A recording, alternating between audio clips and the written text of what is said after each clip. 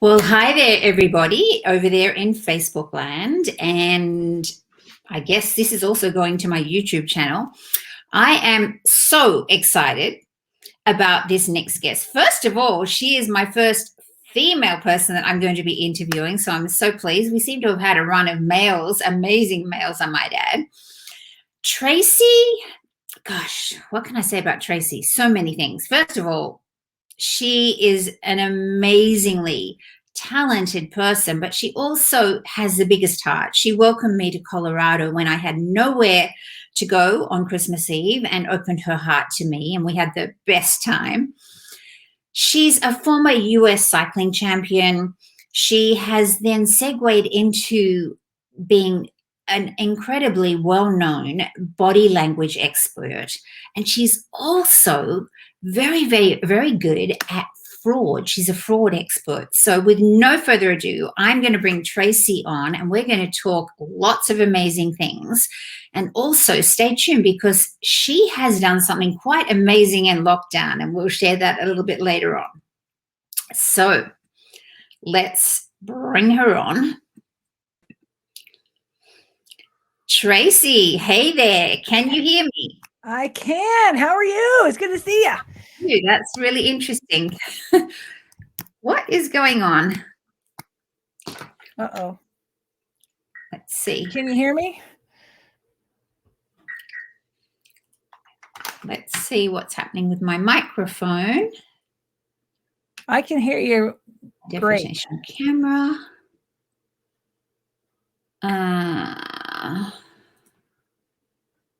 Collegiate camera.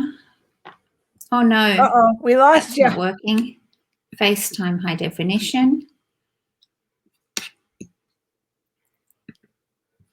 Can you hear me, Traci? Oh yeah. Mm-hmm. I can't hear you. Oh no. Let's see.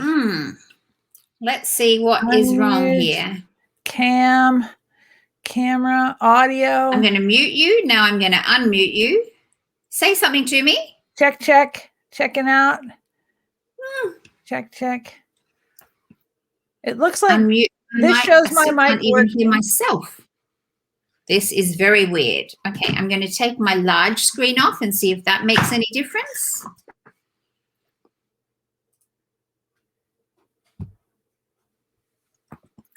Let's see if that's making any difference. Can I hear myself? Nope. Oh, I heard something then.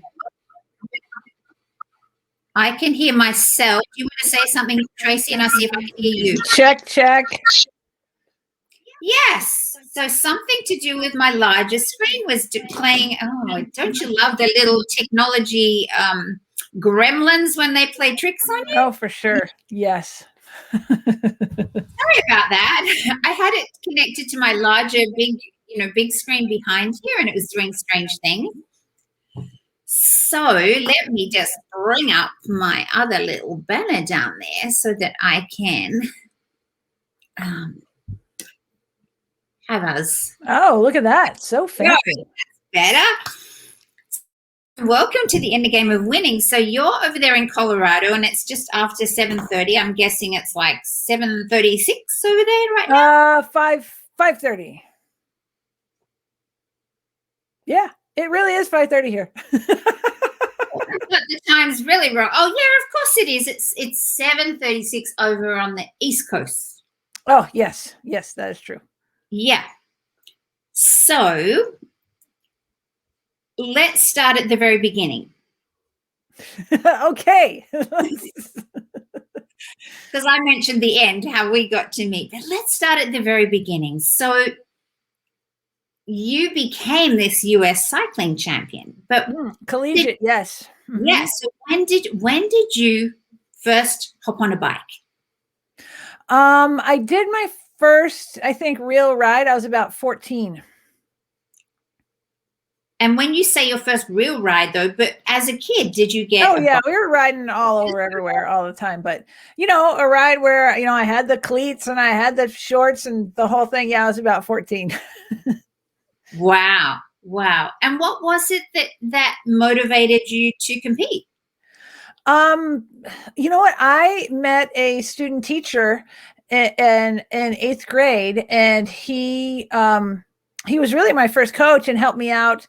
And we would ride like on like a Wednesday after school, and we would also ride on Saturday mornings. And he told me I should race, and I was like, okay, I like to compete. That's great. Like I was an athlete anyway. I played basketball and volleyball and softball and everything, and so yeah, it just seemed like the regular kind of thing to do. However, it turns out it's not that normal for a 14-year-old girl, and I didn't even have most races, I didn't even have a category for myself. And so I raced with the senior women. My very first race, and you'll get this, my very first race was the Cowtown Criterium in 1988. And Team Weight Watchers showed up, and 7-Eleven showed up, and a bunch of national teams showed up. And there was just one women's category. And I didn't know anything except that you couldn't wear a jersey from a team you weren't on. And I was like, oh, okay. And yeah, I was lapped twice in the first 7 laps. But it would seem a perfect opportunity to quit, but it was really fun. I just really liked it. So eventually I got to where I could keep up and even win. So yeah, it worked out. Wow. Wow. Oh, I was awful. I was horrible.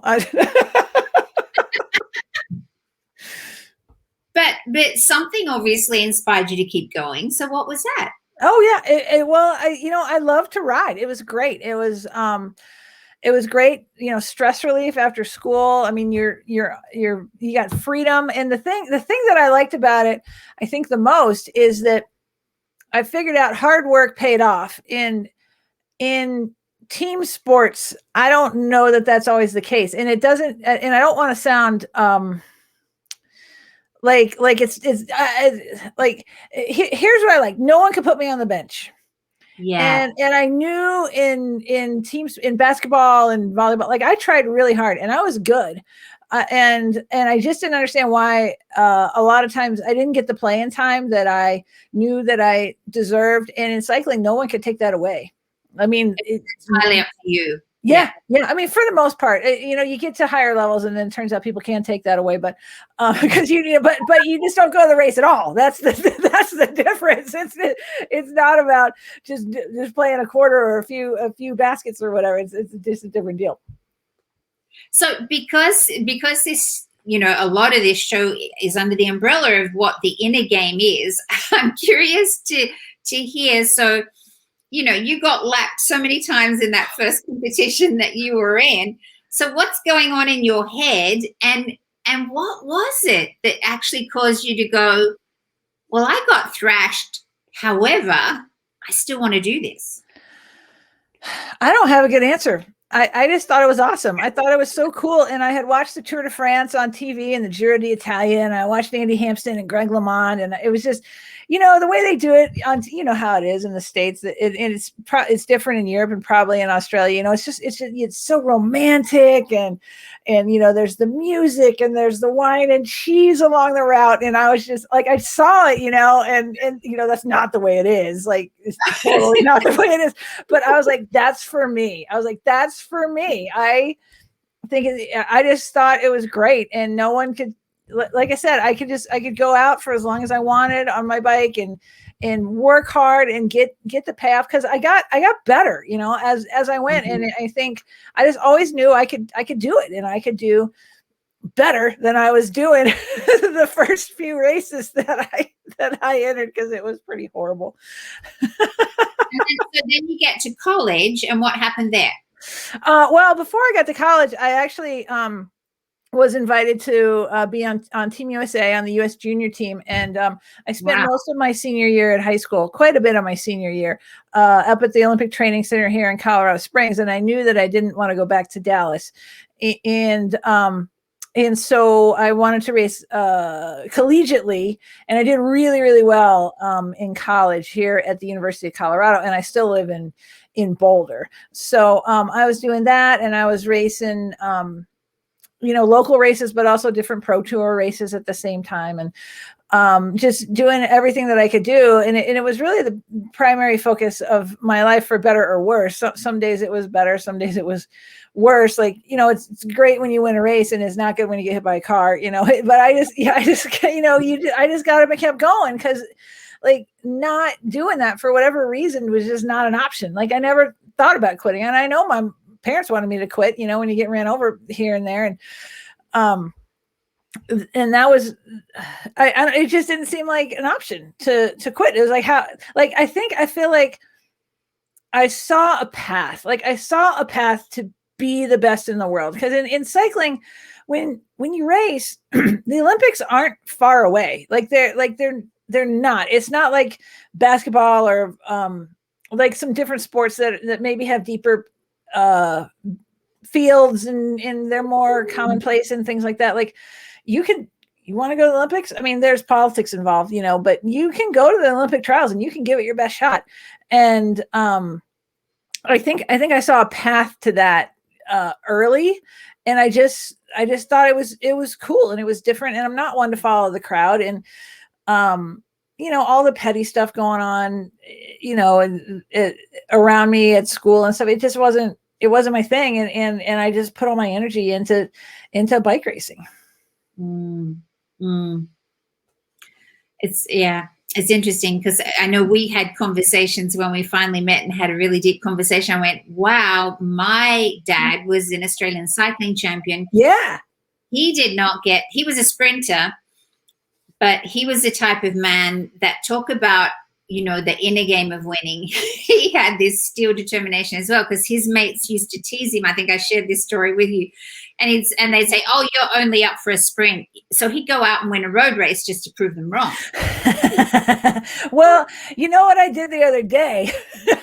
And this was, now I'm 7 years old. I've been at this since I was 14 years old.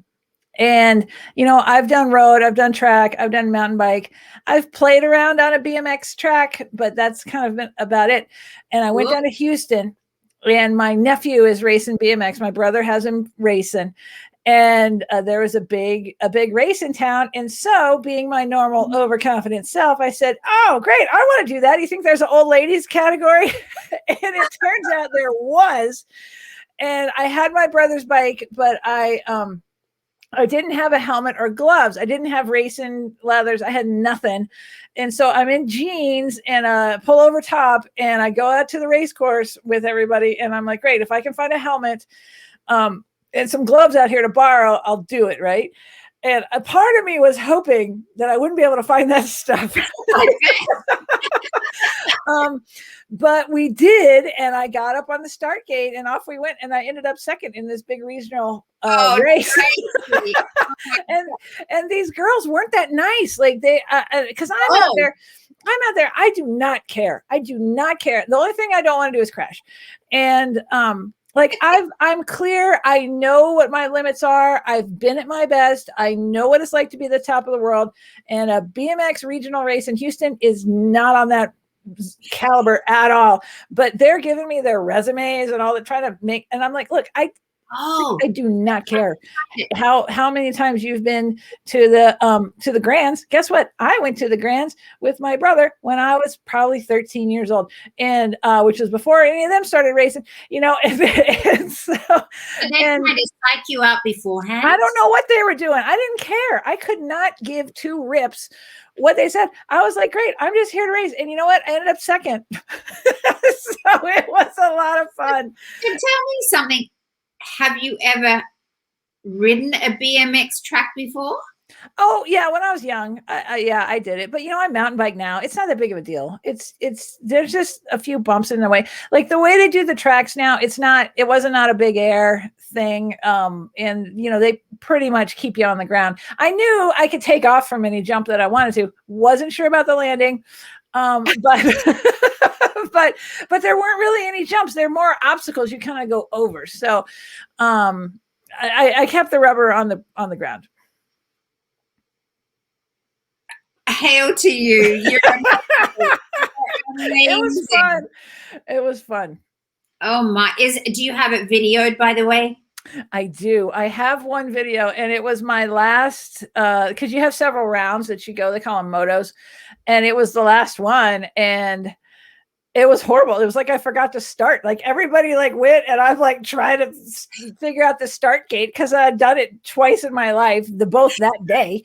And anyway, I caught up and I got second. I would love to see that. That amazing. You would laugh because it's like I totally forgot to start. I was just struggling with the gate. It looks like I forgot to start. I was actually struggling. So okay, so there will be people here that are thinking, what were you saying to yourself when you missed the start, and what was it that allowed you to kind of propel and come second? Come on, tell the truth. Well, for one, I'm stronger than everybody there, right? I didn't necessarily have the skills of everybody there. So I knew I had a ton to fall back on. There's very few people that have as much in female that have as much riding as me. And they sure weren't going to show up at the BMX track. Like I knew that. And so I just didn't care. I did not give two rips, Catherine. I was like, I'm going to get out there and I'm just going to go as hard as I can go. And that's what I'm going to do. And yeah, it was fun. I think that that's something that so many highly competitive people like yourself and myself forget to do. Really, because we put in, I'm thinking years ago when I was training as a professional dancer, we put in all these copious hours of training. And honestly, every audition that I really, really wanted badly, I never got. And all the ones that I went in and I went, because I always used to say to my students that I was training as well, I'd say every audition is a free class. Just go in and look at it as a free lesson because it's free. You don't have to pay for it. So go in and have fun. And every time I took that approach, guess what? I landed the gig because I was having fun. Well, that's the thing. So when you want what you want, like I operate very well in a single-minded focus situation. And that's good and that's bad because when it's like a wet bar of soap in your hand. If you grab it too hard, it's going to slip out. And so learning how to moderate that, I think, has been one of my big life's lessons, to be be a person first and a cyclist second, or a person first and let's say a professional speaker second, or whatever. Like my friends that are Olympians, they all have, because I never went to the Olympics, but they all have a better balance of life than I was able to create for myself. And that's one thing I noticed real consistently. And I think I think that's why. I really do. Yeah. So let's fast forward then from there. So we kind of jumped a whole lot there. We jumped to the other day. Yes. So you were doing your collegiate cycling. Mm-hmm. And I did listen to something where you were talking about what led you into becoming this amazing body language expert was that you knew when you were competing in some of your races that you weren't as strong as some of your competition, but you learned how to really notice their body language. Mm-hmm. Yeah, that's true. I was rarely the strongest one. I mean, never. But for one, I tried harder than anyone else. And for two, I knew my competition better than they knew themselves. And I didn't even know I was doing this, but I just kind of kept track of everyone and what they would do and little ticks and little habits that they would have. And they were broadcasting what they were going to do. If I could respond to that, I figured that out, when I was on the more racing consistently with the pros and pros and Olympians and things, is that if I could respond to what they were going to do before they actually did it, then I had a chance. And I mean, it wasn't like this cute little thing. It was life and death. It was like, if I didn't do that, I was going to get left behind. Because one thing, and you know this about cycling, when you get left behind, doesn't nobody care. and you're out there in the wind, and guess what? You still got to make it 50 miles home. And so you better figure out how to stay with everyone because of all the drafting. You got what, 30%? Yeah. 30% reduction. And so like getting dropped like again, like wasn't going to work for me. I've been dropped so many times that I can't even count, and I knew that like I had to fundamentally do things differently because just going out there on my own wasn't and just doing whatever I wanted to do wasn't going to work. I had to be more strategic because I couldn't rely on my strength. I'm just not naturally that gifted. If you look at my numbers, for all my physiological stats, there's no way I should have even been keeping up at all. Like numbers are not good. And like VO2 max and all those, like so low, so low, Catherine. And but that's how I got around it, without outsmarting my competition, outsmarting them. Mm-hmm. Yeah. You use this to really, your strategy was to outsmart them in that area.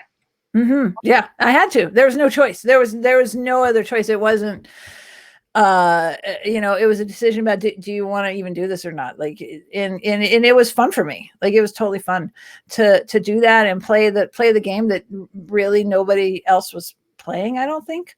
So, but it got me pretty far. It got me really far. And it didn't matter if it was like an individual rider or the like knowing the course and knowing how a pack is going to behave on a course, or a pack of women behave on a course. It's going to be different than a pack of guys a lot of times. And that got me pretty far as well, is just being the smartest one out there, like being a student of the sport.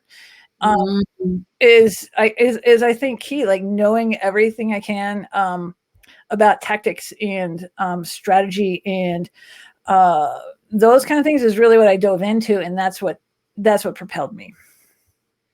I think that's an absolute gold nugget, because I think so often people get caught up in this kind of tunnel vision of excelling at their skill. Mm-hmm.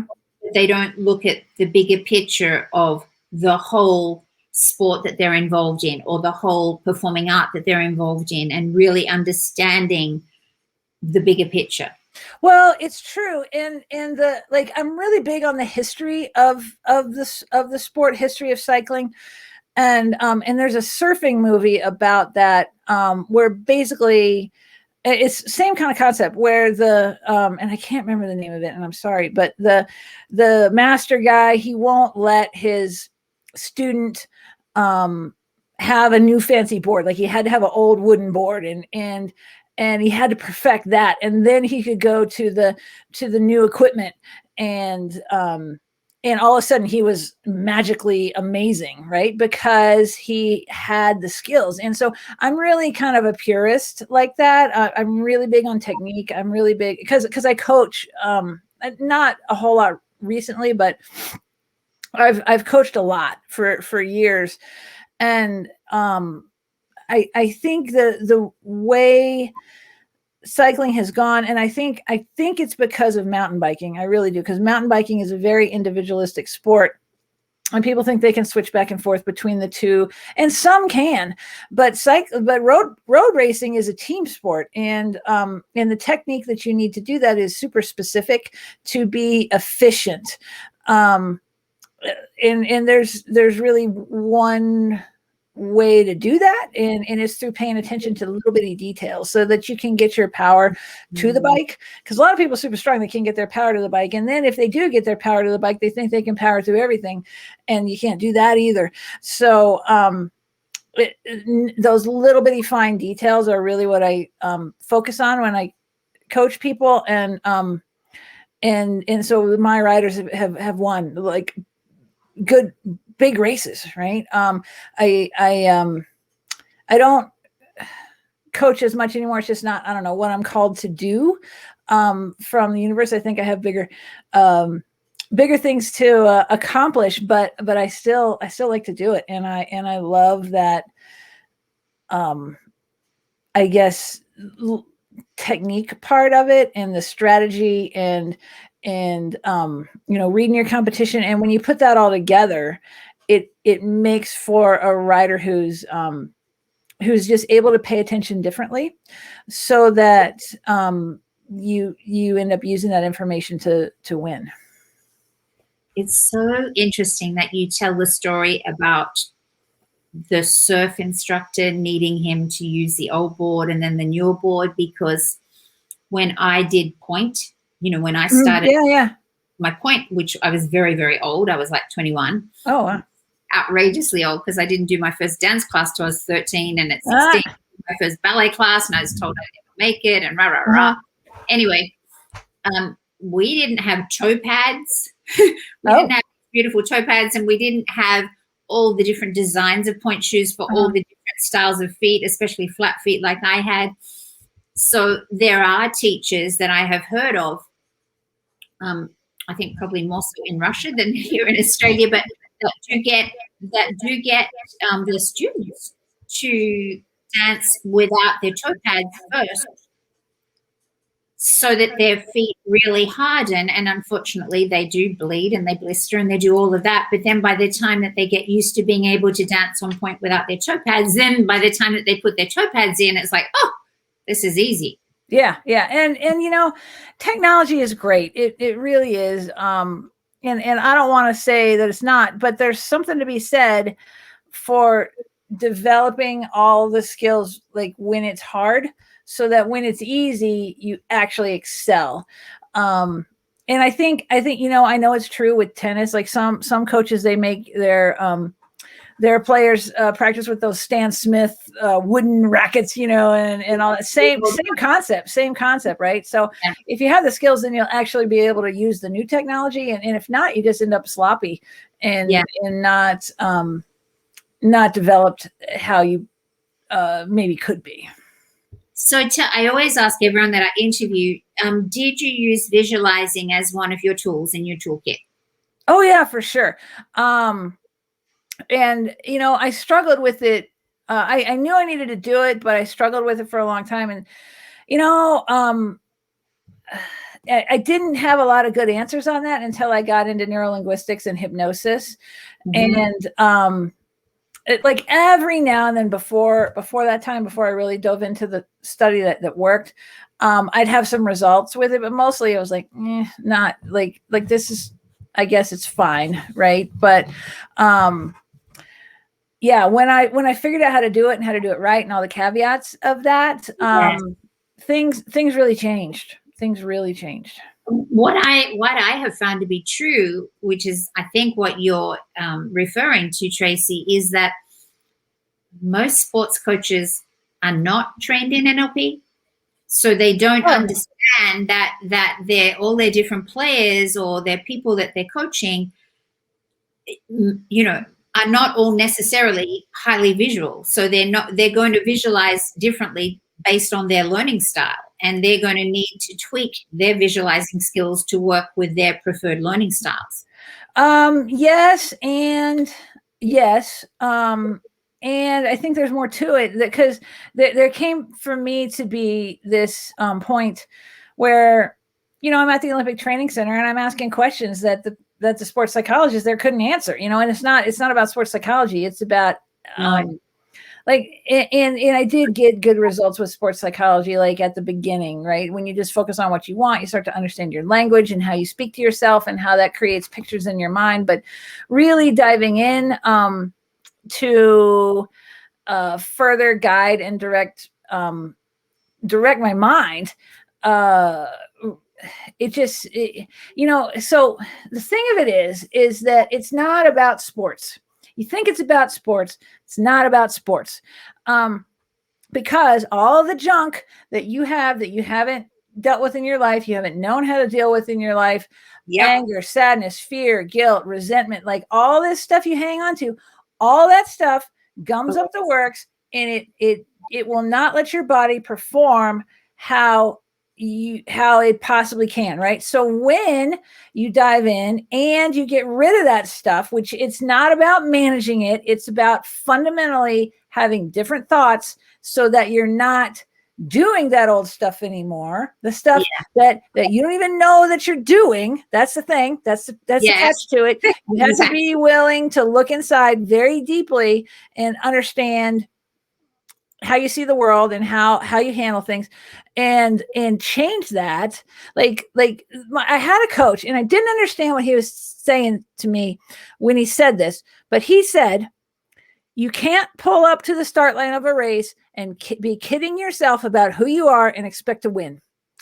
And I didn't get that. I didn't, I heard it because I'm repeating it now, but I didn't get it. And it wasn't until I dove into NLP and actually had the experience in NLP, Hawaiian Huna, like mind-body connection, right? It wasn't until I dove into that that I was able to make that work for me. And so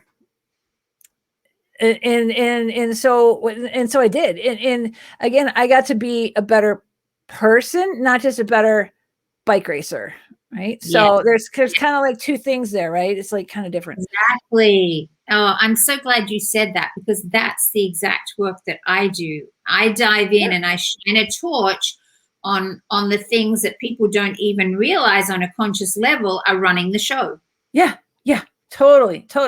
And all that stuff, like, it is heavy. It is heavy as a weight. It will put weight on you, and cycling is important to be lightweight. But there comes a point you're like, well, I can't lose weight. Well, you got to dig into your emotions and figure out what you may be protecting yourself from.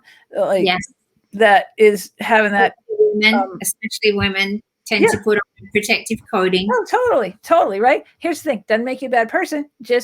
It's just what's going on. Right. And so, but it takes a lot of guts. It takes a lot of confidence to really dive in. It's a lifestyle. It's not a momentary thing you do. And then you're like, oh, good, I'm done with that. Nope, not that. Not a thing.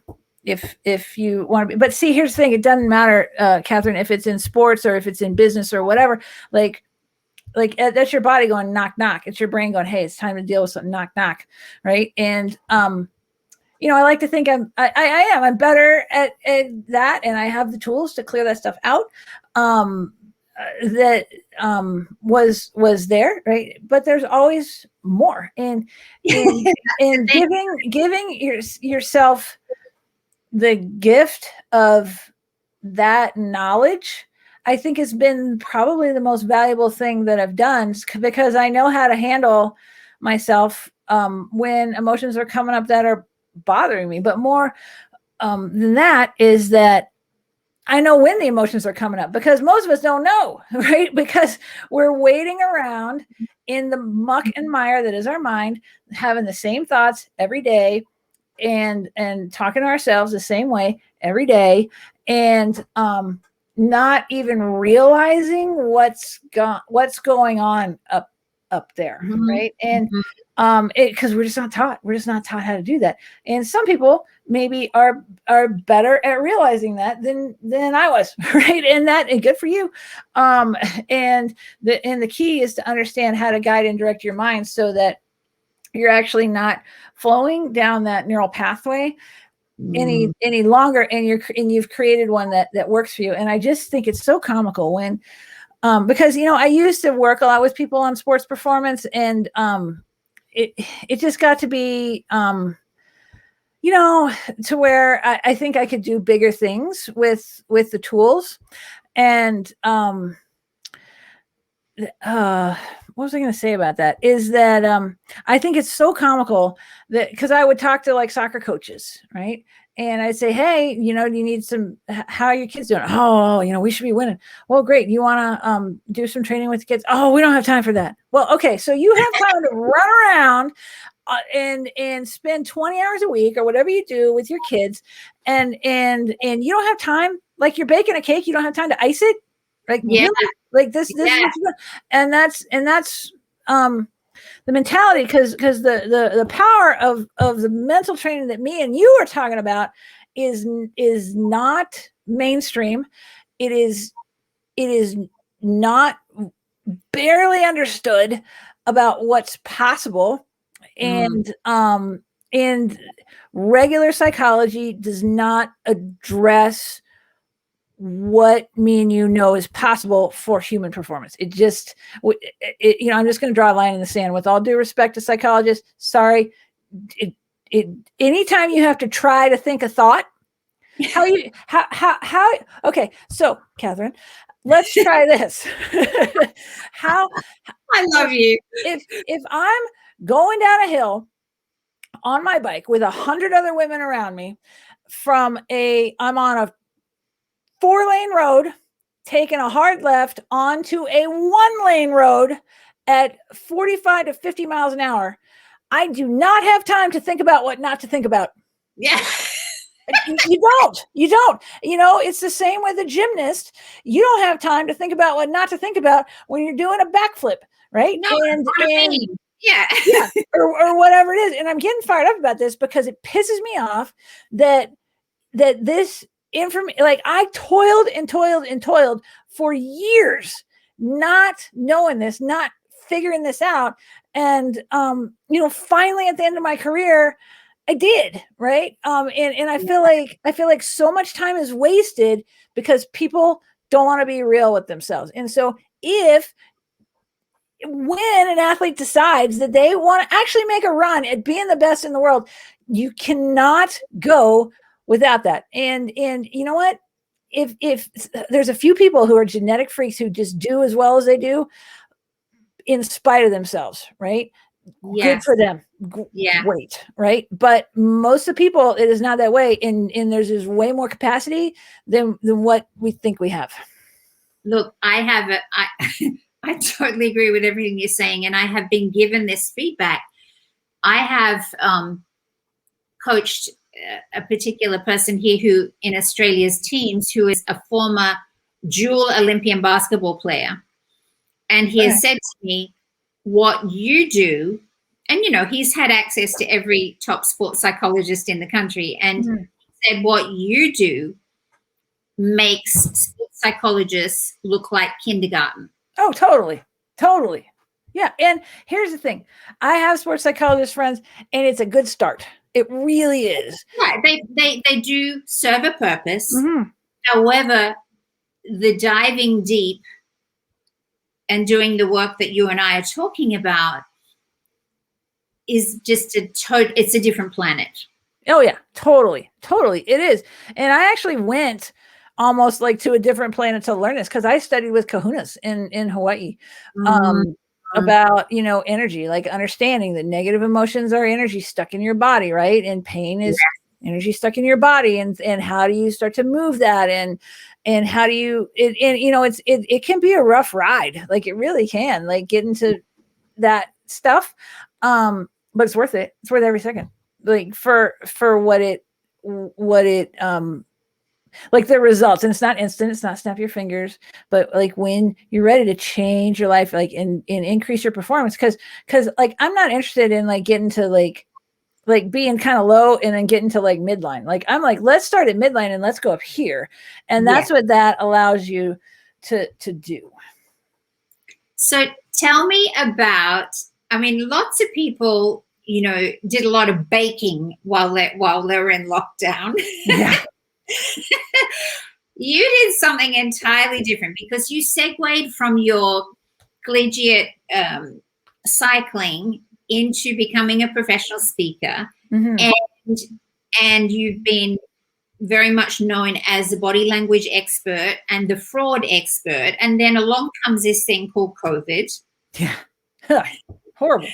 And instead of baking, you decide to...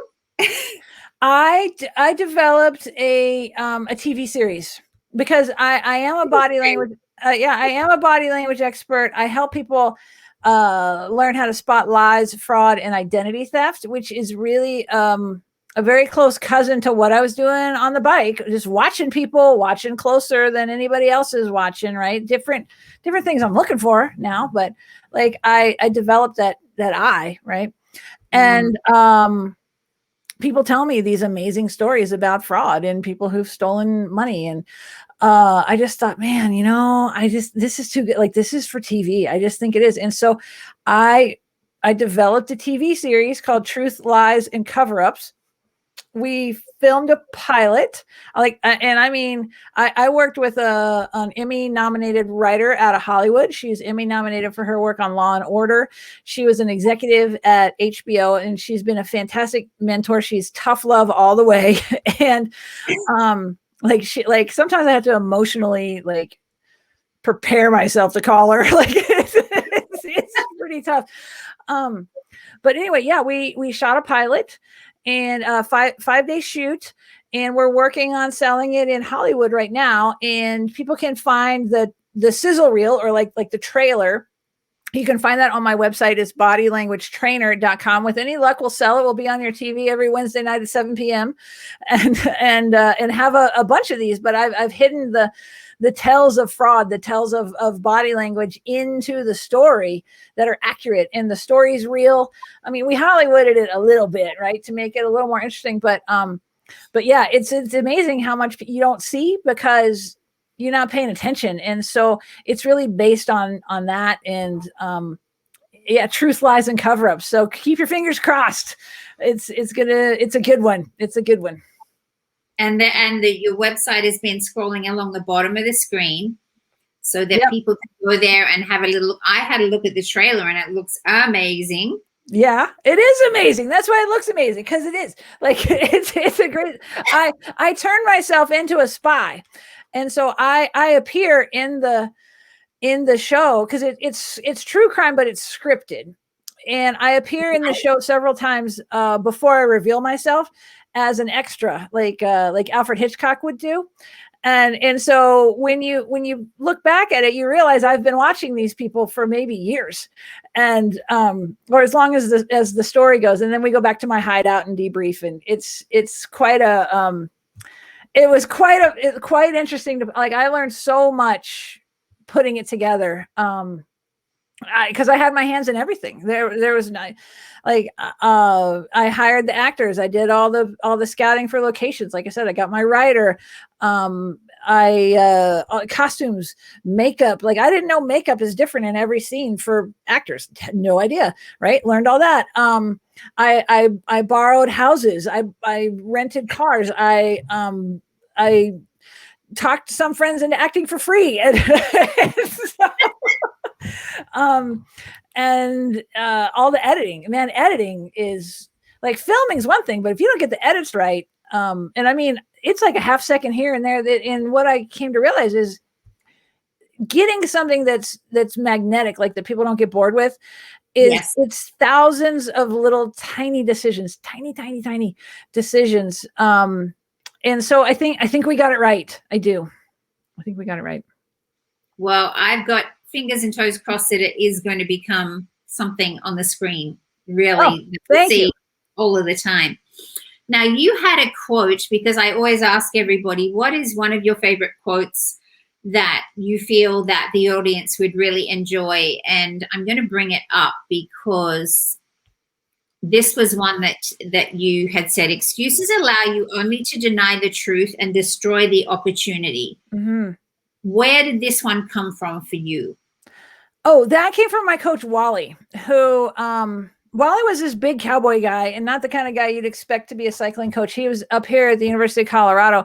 He's the kind of guy that would take us out, run us through the hardest workout you could possibly stand, put you in the car, take you home, cook you a hand-cut thick bacon sandwich. That was the kind of guy Wally was. And this is what he told me. He's like, excuses are the tools that allow you to deny the truth and destroy opportunity. And he's right, and what that means is take responsibility. Is what it means. Yeah. Like if things go good, take responsibility. If things go bad, you got to ask yourself how, and some stuff seems like an accident, right?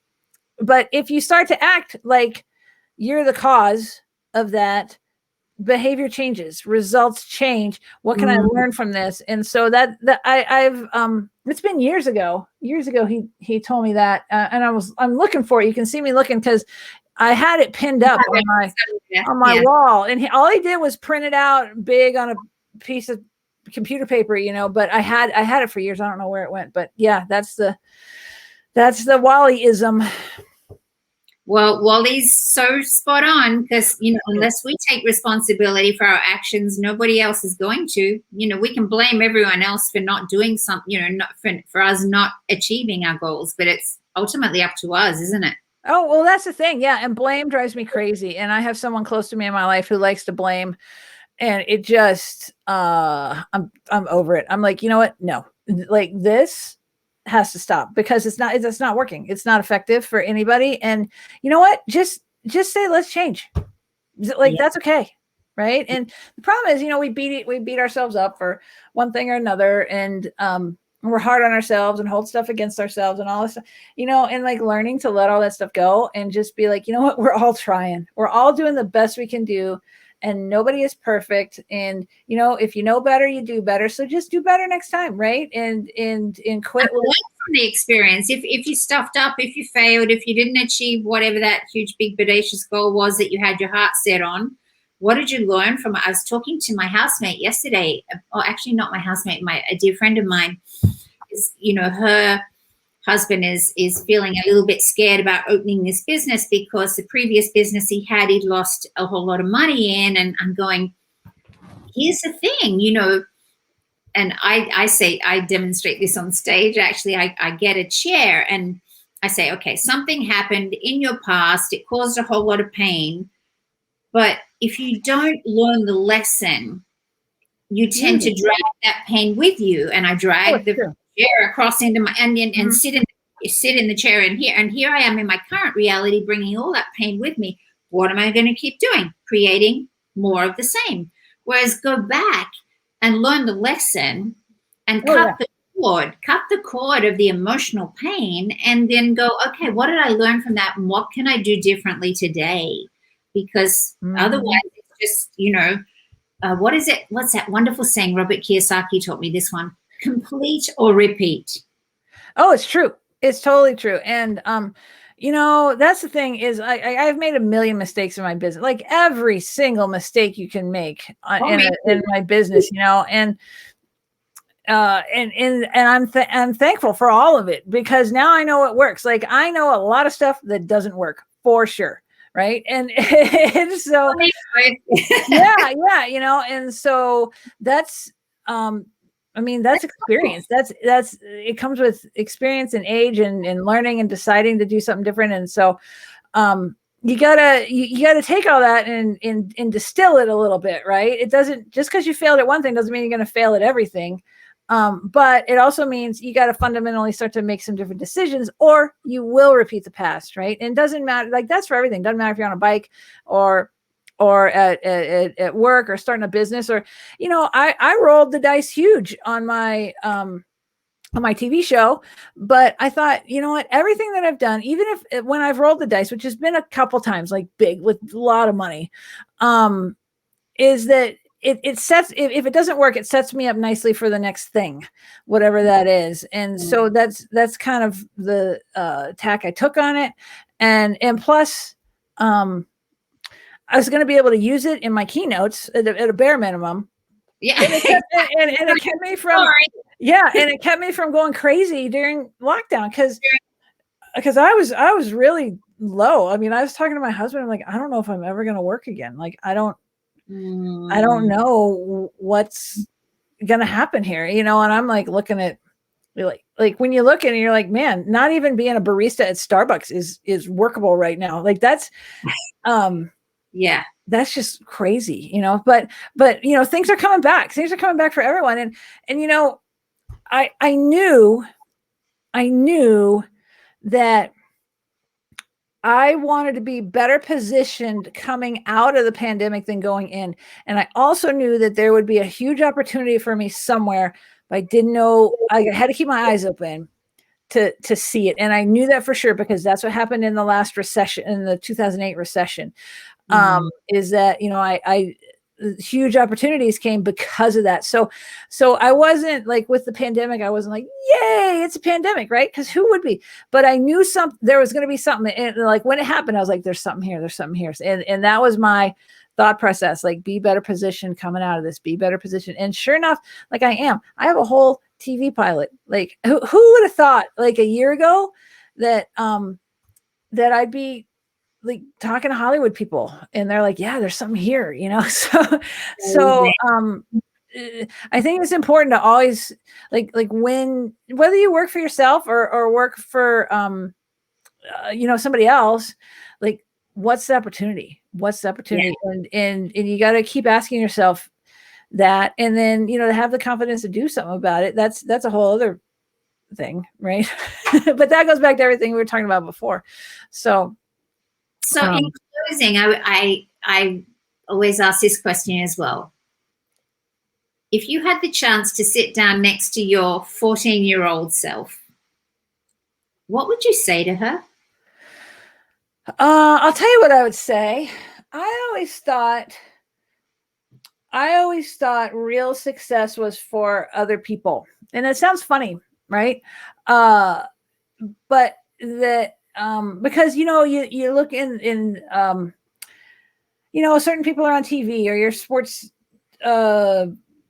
heroes are on TV or in the newspaper or whatever, and I was like, oh, that's for like that, like I'm not there. I don't know how to explain it, but I always thought success was for other people, like true, real, big success. And so I would clear that up right away, because I think I would have been a lot more successful both in cycling and just in life a lot earlier. But you figure out what you figure out when you get it. So so I mean, like now I'm like, someone has to succeed. Why not me? Why not? I don't think why not, Yes. Traci, this has been a blast. And absolutely.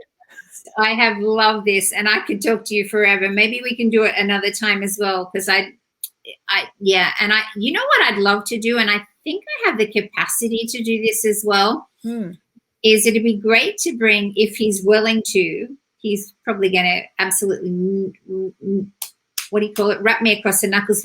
I'd love to bring Alex and you on and talk about the